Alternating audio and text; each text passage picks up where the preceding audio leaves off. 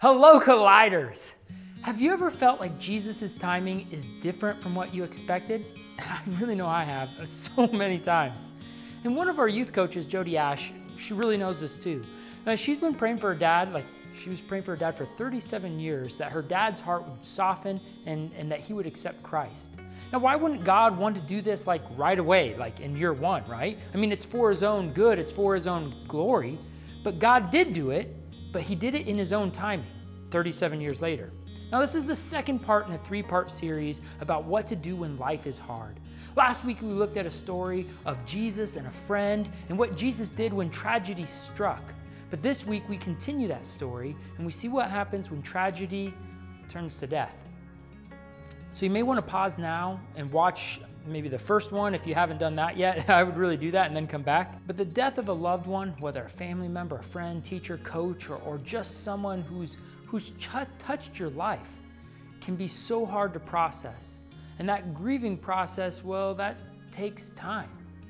And if you've recently lost a loved one, then I just want you to know that our coaches are here if you need to process things with them, maybe outside of group sometime.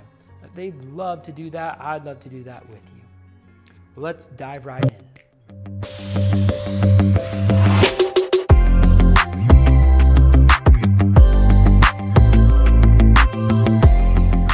Hello, I'm David Chase, and this is part of our channel where we talk more in depth about some of the scriptures and truths that our small groups are talking about on Wednesday night. Collide is a group of Christians that believe our faith is more about doing the right things than just knowing the right things. Feel free to register yourself at the link in the description below to get connected to one of our groups and join in on the discussion about doing what Jesus taught. Last week, we were introduced to Jesus' special friends Lazarus and Lazarus' sisters Mary and Martha. Now, the Bible mentioned Jesus' deep love for them and how Lazarus had fallen very, very ill. And when we left off, Jesus was going to go see Lazarus, and Jesus' disciples thought that Jesus and themselves, they would all die because people around Lazarus had tried to kill Jesus before, so they're like, we're all going to die. But let's see what happens for ourselves, right?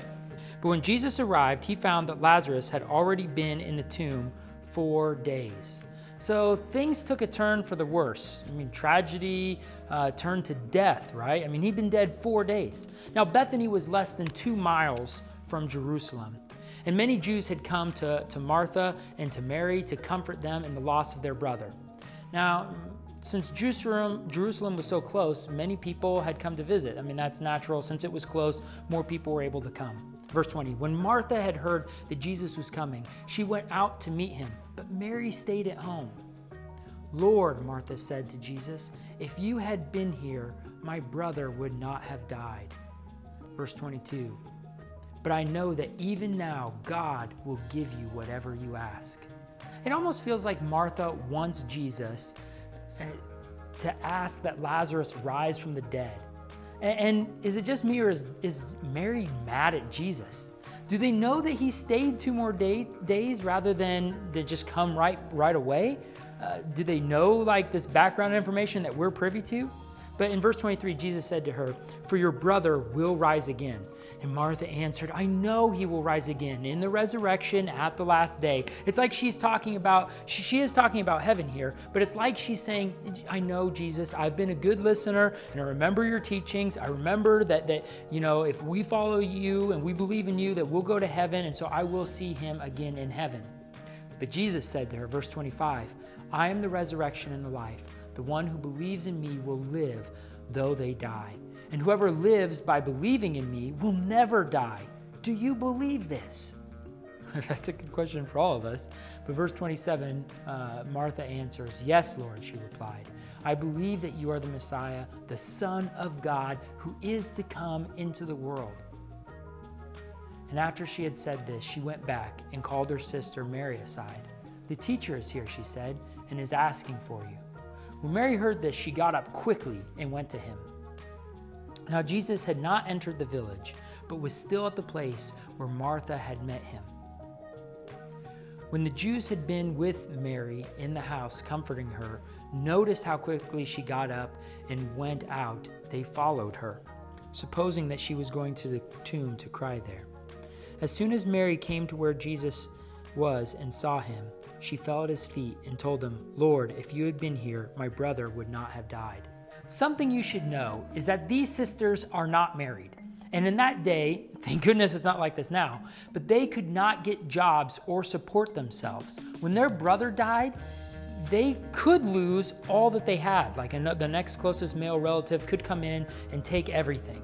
And no matter what, no matter whether they did that or not, they would become a sort of beggar. So not only are they grieving their loved brother, but they are also grieving a loss of their way of life, a standard of living. Everything in their life is about ready to change. It's like they're dying twice. So this is really hitting them hard. When Jesus saw her weeping, and the Jews who had come along with her also weeping, he was deeply moved in spirit and troubled. Notice how Jesus feels our pain. He could stand outside of it, distancing himself from it.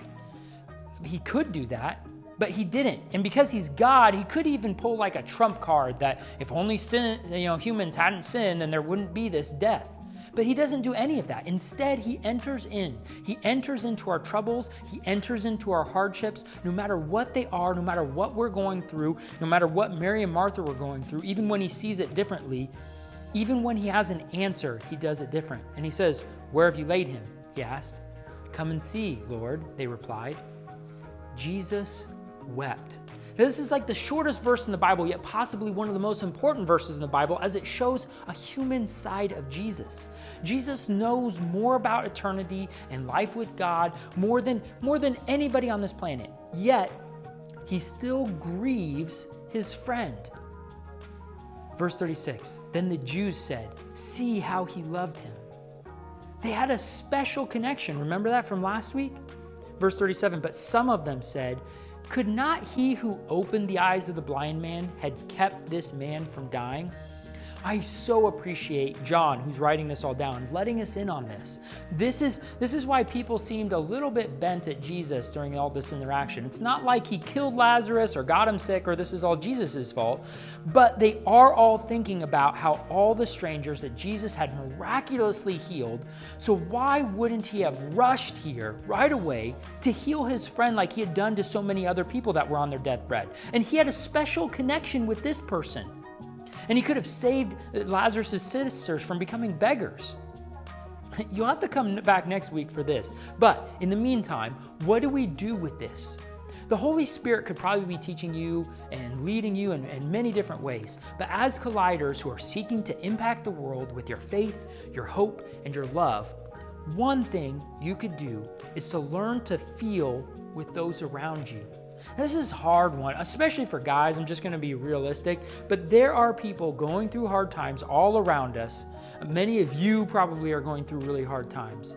But many times I see Christians distancing themselves from people who are hurting. It's like it's too messy to kind of try to enter into those feelings, so they just kind of hold them at arm's length. But notice that Jesus didn't stay away or use even possible death as an excuse to stay away, or use the fact that he is God to not feel what his friends are feeling and loved ones are feeling. He entered into those situations, was moved, and he wept. If you don't know someone going through a rough time, then just pray that God would open your eyes, because it's as thick here as it is anywhere in the Marshalltown area of people going through hard times. And then when Jesus does enter in, like we talked about last week, give your presence. That's what Jesus did. His presence, and then feel what they're feeling. God bless you as you go and collide. I'll see you next week.